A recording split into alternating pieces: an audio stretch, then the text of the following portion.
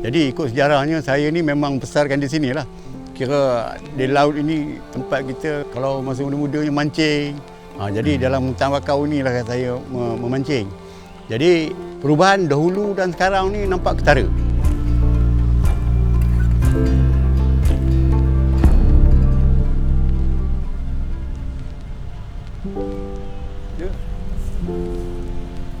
Kalau dulu kira dalam 15 tahun, 20 tahun yang dulu, kawasan ini berbeza. Macam tak terurus lah. Dengan keadaan hutan yang tak terjaga, pantai terhakis. Dan sini dulu rendah ni. Tak ada benda menahan. Dia hakis, terhakis. Bila air pasang surut, bila surut tu dia akan bawa pergi.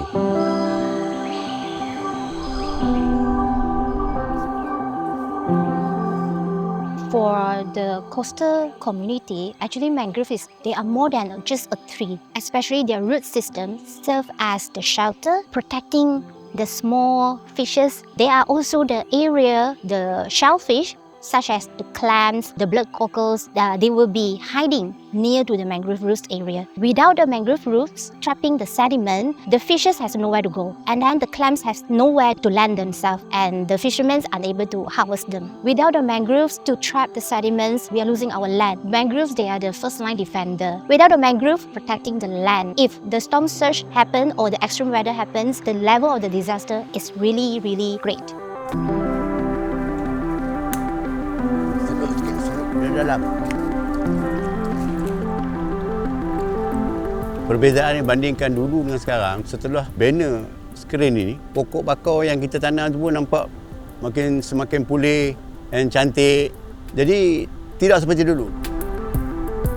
The SOT is the screen ombak telap. In English, we normally call that as the bamboo permeable wave screen. How it works is that the wave screen itself is slowed down, it reduces the wave energy instead of reflect the wave energy to somewhere else. And at the same time, it allows the suspended sediment to settle behind the screen. So this is how it stabilizes the coastline at Tanjung Kepah. After the completion of screen ombak telap SOT, we can observe that the sedimentation has been settled down behind the screen. We have also conducted a wave study where test efficiency of the wave screen. We have successfully recorded that reduction of up to 58% of our wave height. We have bring the survival rate of the planted mangrove seedlings from 0 to almost 70%, indicating that the coastline has been stabilized slowly.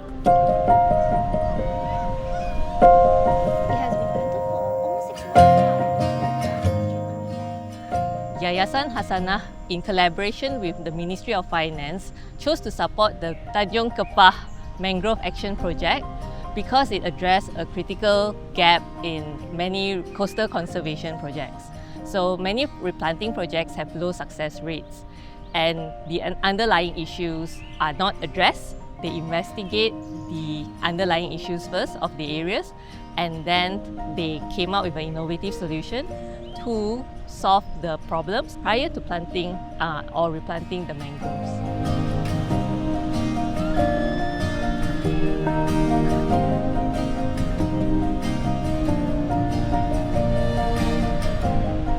We have about 21 local members that is joining for the monitoring and maintenance team. Of course, their involvement are very, very important. With the involvement of the local community, they themselves can observe the improvement of the environment. They, instead of become a passive beneficiary, they will have the sense of ownership. They will become the stewards of this project as well. Sekarang ni seperti biasa yang tugasnya kepada tim saya adalah untuk mencuci teritik-teritik yang berada di buluh structure ini. Ini tugas rutin lah setiap minggu kita lakukan. Inilah dia teritiknya yang katakan melekat pada buluh-buluh ni tadi. Ini kita akan cuci, akan congkel ni. Kalau kita tak buang, dia akan mereputkan buluh-buluh yang ada di sinilah. So the local community, they has been trained to identify what are the suitable species to be planted here. Then they will identify the propagule. So the propagule, keep it here, take care of them for about 2 to 3 months until they have at least 5 leaves from the shoot. Then only we'll bring it to the site for planting.